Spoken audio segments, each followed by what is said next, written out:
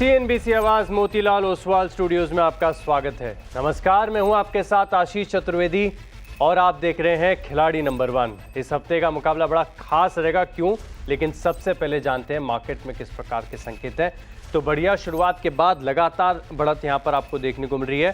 फिलहाल अच्छी तेजी 90 अंकों की बढ़त के साथ कारोबार देखने को मिल रहा है। थोड़ा सा बीच में एक डिप देखने को मिला था, लेकिन फिर से संभलने का कर रहे हैं प्रयास। निफ्टी बैंक में अगर आप देखें तो रिबाउंड के मूड में है। 150 अंकों की बढ़त के साथ यहां पर कारोबार देखने को मिल रहा है। स्मॉल कैप और मिड कैप की बात की जाए तो आधे प्रतिशत से ज्यादा के मूव्स आपको निफ्टी मिड कैप में नजर आएंगे। स्मॉल कैप की बात करें तो 82 अंकों की बढ़त यहां पर आपको नजर आएगी। ऑलमोस्ट आधे प्रतिशत की बढ़त यहां पर भी देखने को मिल रही है। लेकिन दरअसल पूरे मार्केट का अंदाजा बेहतर तरीके से लगता है एडवांस और डिक्लाइन के लिहाज से। पिछला पूरा हफ्ता आप सभी दर्शकों को याद होगा कि लगातार जो गिरने वाले शेयर थे इनकी संख्या ज़्यादा नज़र आ रही थी, लेकिन आज जैसे कि बताया कि मार्केट एक रिकवरी के मूड में नज़र आ रहा है। 1652 काफ़ी अधिक शेयर ऐसे जहां पर बढ़त देखने को मिल रही है और गिरने वालों की संख्या अगर आप देखें तो 1090। लेकिन इंडेक्स में एक्शन कहां पर आपको देखने को मिल रहा है, तो निफ्टी पर नजर डालते हैं। तो सबसे पहले देखें तो दिग्गज रिलायंस अकेले 17 अंकों का कंट्रीब्यूशन दे रहा है। HDFC बैंक में आज बढ़त देखने को मिल रही है। M&M और IT स्टॉक्स में से इन्फोसिस ये तेजी की तरफ कंट्रीब्यूट कर रहा है। वहीं बात करें गिरने वाले शेयरों की तो एक्सिस बैंक लगातार कमजोरी, मारुति बहुत ज्यादा चल चुका है तो इस हिसाब से थोड़ी सी गिरावट जायज है। L&T ने बढ़िया ब्रेकआउट शुक्रवार को दिया था, लेकिन ऊपरी तरफ से प्रॉफिट बुकिंग नजर आ रही है। कुछ ब्रोकरेज हाउस के डाउनग्रेड्स भी हैं यहाँ पर और क्वार्टरली अपडेट के बाद HUL ये फिसलता हुआ नजर आ रहा है। हालांकि थोड़ा सा ही दबाव बना रहा है इंडेक्स लेवल पर, ज्यादा कोई खास बड़ा योगदान नहीं है। अब बात करते हैं निफ्टी बैंक की, तो निफ्टी बैंक में फिलहाल के लिए तस्वीर अगर आप देखें तो HDFC, स्टेट बैंक, इंडसइंड और ICICI बैंक ये बढ़त की तरफ कंट्रीब्यूट कर रहे हैं। और गिरने वाले शहरों में देखें तो केवल 3 ही नाम है, जिसमें से 105 अंकों का अकेले दबाव बना रहा है एक्सिस बैंक। वहीं AU स्मॉल फाइनेंस बैंक तकरीबन 6 अंक और फेडरल बैंक तकरीबन ना के बराबर ऑलमोस्ट 3 अंकों का कट फिलहाल यहाँ पर देखने को मिल रहा है। लेकिन जैसे कि शो की शुरुआत में मैंने आपको बताया कि इस हफ्ते का मुकाबला सबसे खास है। इसके पीछे कारण ये कि पिछले 3 हफ्तों के जो इस शो के विनर रहे, खिलाड़ी रहे, इनके बीच यहाँ पर मुकाबला देखने को मिल रहा है। तो ये रिटर्न्स आपकी स्क्रीन पर फ्लैश हो रहे हैं कि किस प्रकार शानदार गेंस यहाँ पर पिछले 3 हफ्तों के खिलाड़ी है जो विनर हैं इनके पोर्टफोलियो में देखने को मिला था। अमोल आठवले 9.2% के गेंस यहां पर देखने को मिले। पवन महेश्वरी के पोर्टफोलियो में जबरदस्त आउट परफॉर्मेंस देखने को मिला था, तकरीबन 13% की बढ़त। और प्रदीप हुचंदानी एक हफ्ते के लिहाज से 2% के गेंस यहां पर इनके पोर्टफोलियो में नजर आए। तो तीनों जो पिछले 3 हफ्ते के खिलाड़ी हैं सबसे अधिक गेंस करने वाले ये आज के शो में शामिल हैं। तो इस हफ्ते का जो मुकाबला है काफी कड़ा यहां पर आपको देखने को मिलेगा। इंटेंस कंपटीशन है। मार्केट्स में भी पिछले हफ्ते काफी उतार चढ़ाव के बाद हफ्ते की शुरुआत बढ़िया देखने को मिली है। ऐसे में सभी दर्शकों के साथ स्वागत करते हैं हमारे मार्केट एक्सपर्ट्स का शो में। तो अमोल जी आपके साथ शुरुआत कर रहे हैं। नमस्कार। पहले तो कॉन्ग्रेचुलेशंस, काफी बढ़िया प्रदर्शन देखने को मिला था आपके पोर्टफोलियो में। इस हफ्ते के लिए सर कौन सा स्टॉक होगा? जी नमस्ते एंड गुड मॉर्निंग। पहले स्टॉक्स के साथ जाना चाहूंगा, पेटीएम के साथ जाना चाहूंगा। पोजिशनल पॉइंट ऑफ व्यू से देख रहा हूँ 1133 के आसपास चल रहा है। पोजिशनली टारगेट निकल के आ रहे 1215 के और स्टॉप लॉस उसका रहेगा 1105 का। बेसिक ट्रेंड जो है स्टॉक का वो अभी भी आप ट्रेंड में है। एक करेक्शन जरूर पूरा करता हुआ स्टॉक दिख रहा है। यहाँ पे रिवर्सल आता है तो पेटीएम में एक फ्रेश अप ट्रेंड रैली आने के चांसेस चार्ट्स पे दिख के आ रहे हैं। ऑलराइट, तो पेटीएम वो स्टॉक है जहां पर रैली देखने को मिल सकती है 1215 के टारगेट्स के लिए। यहां पर आप खरीदारी कर सकते हैं। पवन जी कॉन्ग्रेचुलेशंस, काफ़ी बढ़िया। इनफैक्ट 13% के गेन सर, ज़बरदस्त। कैसे हासिल किया आपने? उम्मीद है कि इस हफ्ते भी ऐसे ही स्टॉक आइडियाज़ आप अपने पोर्टफोलियो में शामिल करेंगे सर। इस हफ्ते पहला स्टॉक कौन सा? Good morning Ashish, good morning to all the viewers and co panelist. आज के लिहाज से मैं पहला स्टॉक ONGC के साथ में लॉन्ग जाना चाहूंगा। अभी 240 के आसपास इसका मार्केट प्राइस चल रहा है। 235 इसमें मेरा स्टॉप लॉस रहेगा और 255 मेरा टारगेट रहेगा। ऑलराइट, तो 255 तक के टारगेट्स यहाँ पर आपको देखने को मिल सकता है। और पूरे ऑयल एंड गैस स्पेस के स्टॉक्स में अगर आप देखें तो ज़बरदस्त एक्शन है। स्टॉप लॉस है 235 रुपये का, 255 है आपके पास टारगेट। प्रदीप जी नमस्कार, शो में स्वागत है आपका। Morning sir. बढ़िया गेंस आपके पोर्टफोलियो में पिछले देखने को मिले, आप भी विनर रहे हैं। तो इस बार बताइए कौन सा स्टॉक होगा सबसे पहले? पहला स्टॉक रहेगा पूना वाला फिलकॉप। इसमें एक बड़ा ब्रेकआउट देखने को मिला था 18 सितंबर के डेट को। फिर ये 5-6 दिन एक नैरो रेंज में कंसोलिडेट होने के बाद आज फिर से अपट्रेंड रिज्यूम कर रहा है। 502 503 के करंट रेट पे इसको बाय करेंगे। यहाँ पे स्टॉप लॉस रहेगा 487 का और 550 के इसमें टारगेट रहेंगे। 550 तक के टारगेट, 487 रुपए का स्टॉप लॉस। पूना वाला फिनकॉप यहाँ पर आप रख सकते हैं नजर। प्रदीप जी, पहला स्टॉक तो आपने बता दिया, दूसरा स्टॉक भी आप ही पहले बताइए। तो आज ओएमसीएस में ऑयल मार्केटिंग कंपनीज में अच्छा मोमेंटम देख रहे हैं और इंडियन ऑयल कॉर्पोरेशन एक बड़े ब्रेकआउट की ओर बढ़ रहा है। डेली चार्ट्स पे रीसेंट टॉक्स को कनेक्ट करते हैं उस ट्रेंड लाइन की और ब्रेकआउट की ओर बढ़ रहा है। तो ये ब्रेकआउट इमिनेंट है मेरे हिसाब से। Looking at the overall setup, आज का हाई क्रॉस होता है तो ये ब्रेकआउट कंफर्म होगा। 149 के करंट रेट पे इसको बाय करेंगे। यहाँ पे जो स्टॉप लॉस मैं सजेस्ट करूंगा वो रहेगा 140 का और टारगेट इसमें रहेंगे 162। बढ़िया टारगेट्स हैं। 150 रुपए के करीब का भाव चल रहा है, 162 रुपए तक की पोटेंशियल है और 10 रुपए नीचे आप समझिए 140 रुपए का आप स्टॉप लॉस लगाकर चल सकते हैं। पवन सर, दूसरा स्टॉक कौन सा और क्यों? देखिए, मेरे को ना थोड़ा सा आशीष इंडिगो की तरफ जो है प्रेशर लग रहा है यार। तो मैं इंडिगो में शॉर्ट कॉल के साथ में जाना चाहूंगा। प्रेजेंट मार्केट प्राइस इसका 5553 है और 5650 का मेरा इसमें स्टॉप लॉस रहेगा और नीचे मैं इसको 5300 तक देख रहा हूँ।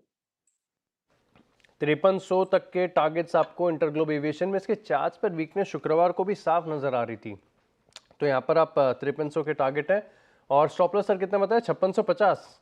Yes sir. All right, note कर लिया मैंने। अमोल सर, दूसरा स्टॉक?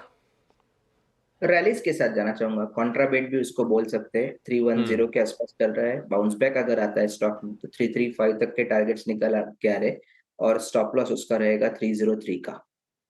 303 के स्टॉप लॉस के साथ रैलिस इंडिया फिलहाल आधे प्रतिशत से ज्यादा के गेंस यहां पर आपको देखने को मिल रहे हैं। 335 के टारगेट्स के लिए यहां पर खरीदारी करके चल सकते हैं। पवन सर, तीसरा स्टॉक कौन सा होगा? तीसरा स्टॉक आशीष मैं जाना चाहूंगा Mahindra and Mahindra financial services के साथ। यहाँ मेरा शॉर्ट कॉल रहेगा। अभी करंट मार्केट प्राइस पे मैं इसको शॉर्ट करना चाहूंगा और इसका 282 का मेरा इसमें स्टॉप लॉस रहेगा और नीचे में जो है 260 मेरा टारगेट है। ओके, 282 ये है आपका स्टॉप लॉस। भाव चल रहा है 275 और 260 रुपए का आपने टारगेट बताया, राइट? यस। ओके, तो पवन जी की तरफ से एक शॉर्ट आइडिया आता हुआ है, काफी इंटरेस्टिंग है। प्रदीप जी, तीसरा स्टॉक आपका कौन सा होगा? ऐसा स्टॉक रेलवे स्पेस में रहेगा। तो पिछले 10-15 मिनट में हम सारे रेलवे स्टॉक्स में एक अच्छा मोमेंटम देख रहे हैं और ये काफी अच्छे करेक्शन कंसोलिडेशन फेज के बाद ये मोमेंटम दिखा रहा है।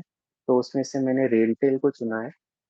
रेलटेल में पिछले 5-6 दिनों में एक स्टीप करेक्शन आया और फिर 2-3 दिन के कंसोलिडेशन के बाद मुझे लगता है कि ये बाकी स्टॉक्स के साथ अपट्रेंड रिज्यूम कर सकता है। 381 के करंट रेट पे इसको जोड़ेंगे। 372 का स्टॉप लॉस रहेगा, 415 के टारगेट रहेगा। 415 के टारगेट्स और इंटरेस्टिंग ऑब्जर्वेशन के पिछले 15 मिनट में सभी रेलवे स्टॉक्स में खरीदारी देखने को मिली है और ऑर्डर रेंज भी अगर आप देखें तो पिछले 2 हफ्तों से लगातार तेजी पकड़ रहे रेलवे में, तो यहाँ पर रहेगी नजर। अमोल सर, तीसरा स्टॉक कौन सा और क्यों? नाम इंडिया के साथ जाना चाहूंगा। पोजिशनल पॉइंट ऑफ व्यू से देख रहा हूँ, 867 के आसपास है। पोजिशनली टारगेट निकल गया 925 के और स्टॉप लॉस उसका रहेगा 849 का। एक स्टॉक ने कंसिस्टेंट अपट्रेंड बना के रखा है। ये करेक्शन का भी इतना इम्पैक्ट दिखा नहीं है। हायर बॉटम फॉर्मेशन स्टॉक ने मेंटेन किया हुआ है। मुझे लगता है अगर ये सेटअप कंटिन्यू रहता है तो नाम इंडिया में पॉजिटिव मोमेंटम और बढ़ने के चांसेस चार्ट्स पे दिख के आ रहे हैं। ऑल राइट, तो नाम इंडिया ये स्टॉक है, पिछले हफ्ते भी काफ़ी हलचल में रहा था। 925 के टारगेट्स के लिए खरीदारी कर सकते हैं। स्टॉप लॉस 849 रुपये का है, यहाँ पर आप रखेंगे खास नजर। तो चलिए इसी के साथ रुकते हैं एक छोटे से ब्रेक के लिए। ब्रेक के बाद अटलांटा इलेक्ट्रिकल के मैनेजमेंट से करेंगे बात, आप बने रहे हमारे साथ। चलिए, ब्रेक के बाद आपका स्वागत है और अब बात करते हैं अटलांटा इलेक्ट्रिकल के मैनेजमेंट से। गुजरात से अटलांटा इलेक्ट्रिकल की आज करीब 14% प्रीमियम पर लिस्टिंग हुई है। कंपनी ट्रांसफार्मर बनाने के कारोबार में है। लिस्टिंग और ग्रोथ आउटलुक पर बात करने के लिए हमारे साथ हैं कंपनी के CMD निरल पटेल और CEO आनंद शर्मा। आप दोनों का शो में काफ़ी स्वागत है। सबसे पहले कॉन्ग्रेचुलेशंस, काफ़ी बढ़िया लिस्टिंग आपको देखने को मिली है। मार्केट के मूड माहौल को ध्यान में रखते हुए 14% की जो लिस्टिंग है काबिल तारीफ मानी जाएगी।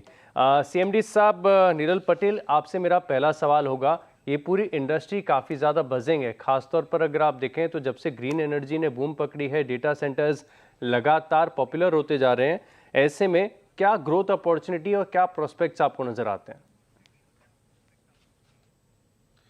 थैंक यू, धन्यवाद धन्यवाद। Good morning. मैं आपकी चैनल के माध्यम से बताना चाहूँगा, ये अच्छा लिस्टिंग हो गया है। हमको काफ़ी अच्छा सपोर्ट मिला सब्सक्रिप्शन में मार्केट से और हमारे इन्वेस्टर से। मैं आपकी चैनल के माध्यम से धन्यवाद कहना चाहूँगा सबको।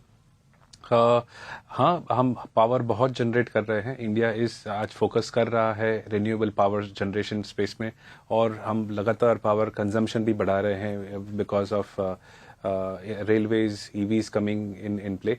तो ये ट्रांसफार्मर पावर जनरेशन और कंजम्पशन के लिए ट्रांसफार्मर का रिक्वायरमेंट रहेगा, और आगे जाके 6 से 7 साल तक ये रिक्वायरमेंट ऐसा ही रहेगा। करीब 26% का ग्रोथ है पावर ट्रांसफार्मर इंडस्ट्री स्पेस में, और जो कैपेसिटीज हमने बनाई है हम चाहेंगे कि ये इफेक्टिवली यूटिलाइज हो और ये डिमांड, इंडिया की जो डिमांड है उसको एड्रेस कर पाए। ऑलराइट, तो डिमांड लगातार बढ़ रही है और इसी के साथ अगर आप देखें तो जो ट्रांसफॉर्मर्स की रिक्वायरमेंट है इसमें भी कुछ हाल देखने को मिला है। आनंद सर, अगला सवाल आपसे होगा, क्योंकि इस स्पेस में अगर आप देखें तो और भी कई सारी कंपनीज, इनफैक्ट मैं देख रहा था कि लिस्टेड स्पेस में भी कंपनीज हैं, कुछ कॉम्पिटिटर्स हैं आपके, तो फिलहाल के लिए ऑर्डर बुक कैसी है और ऑर्डर बुक की पाइपलाइन और उसके बाद लाइकली कन्वर्जन कैसा होता है आपकी इंडस्ट्री में? सर, ये साल के शुरुआत में 1650 करोड़ रुपए का जो है वो ऑर्डर बुक हमारे पास में था, एंड अब तक जो वोल्टेज क्लास में हम लोग ऑपरेट करते हैं वहाँ तकरीबन साल भर का जो ऑर्डर बुक है वो हमारे पास में था, ऐसा हमें बोलना चाहिए। 220 केवी तक का जो मैन्युफैक्चरिंग है वो अब तक हम तो करते थे। अभी तक आने वाले टाइम में 400 और 765 केवी की जो प्रोडक्शन है वो भी हम हमारे नए फैसिलिटीज के थ्रू करने का जो काम है वो कर पाएंगे। सो या market is looking good for sure.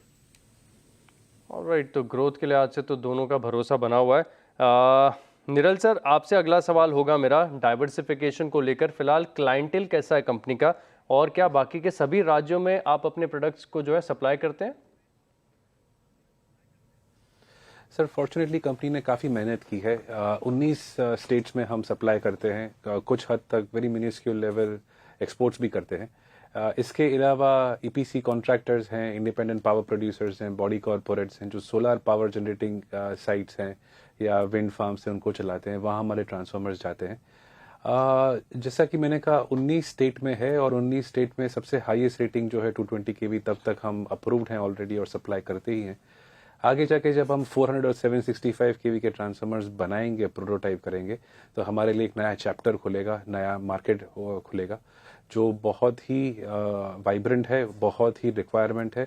वो है हमारी सेंट्रल ग्रिड जो power grid corporation of India control करती है। That market will open for us. इसके अलावा ये ट्रांसफार्मर्स का डिमांड ग्लोबली भी बहुत है। जहां हम हमारे देश को इलेक्ट्रीफाई कर रहे हैं, वहां दूसरे देशों जो मैच्योर्ड हैं वो अपनी रिप्लेसमेंट साइकिल इनिशिएट कर रहे हैं, जहां ओल्ड टेक्नोलॉजी के ट्रांसफार्मर्स स्क्रैप हो रहे हैं और नई टेक्नोलॉजी के ट्रांसफार्मर्स ग्रिड में इंडक्ट हो रहे हैं, जिनसे उनका पावर लॉस सेविंग होता है। तो दोनों तरफ डिमांड बहुत ही अच्छा है। हम भी कोशिश करेंगे कि आगे जाके हमारा एक्सपोर्ट में शेयर बढ़े और सेंट्रल ग्रिड में हमारा शेयर बढ़े। ऑलराइट, सेंट्रल ग्रिड में यहाँ पर शेयर बढ़ता हुआ नजर आएगा। आनंद सर, आखिरी सवाल आपसे होगा कि जैसे कि मैं शो की शुरुआत में भी बता रहा था कि कुछ ऑलरेडी लिस्टेड प्लेयर्स हैं जो आपके कंपेटिटर्स हैं। मिसाल के तौर पर अगर आप देखें तो ट्रिल है या वोल्टाम ट्रांसफार्मर्स है। इनको ध्यान में रखते हुए कि आपके प्रोडक्ट्स कैसे डिफरेंशिएट होते हैं, क्या इंटेंस कॉम्पिटिशन होगा आगे जाके कॉन्ट्रैक्ट्स के लिए?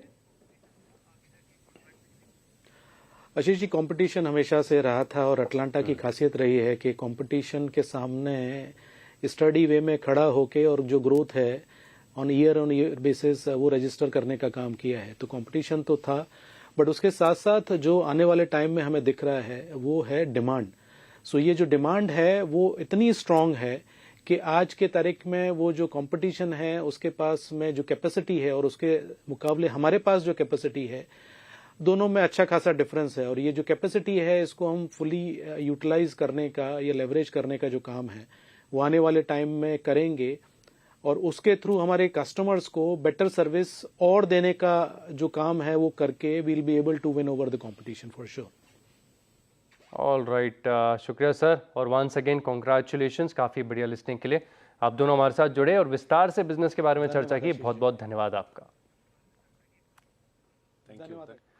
तो चलिए इसी के साथ रुकते हैं एक छोटे से ब्रेक के लिए। ब्रेक के बाद खिलाड़ियों का पोर्टफोलियो देखेंगे, परफॉर्मेंस भी देखेंगे, आप बने रहे हमारे साथ। चलिए ब्रेक के बाद आपका स्वागत है। तीनों खिलाड़ियों की तरफ से तीन तीन स्टॉक्स आपको देखने को मिले। अब देख लेते हैं कि फाइनल रिटर्न्स क्या कह रहे हैं। तो फिलहाल के लिए अगर आप देखें तो जो मुनाफे का मीटर है ये अभी आज हमें शुरुआती की है। तो अमोल आठवले का पोर्टफोलियो 0.5% नीचे, पवन जी के पोर्टफोलियो बिल्कुल फ्लैट और प्रदीप जी के पोर्टफोलियो में 1.2% की गिरावट है।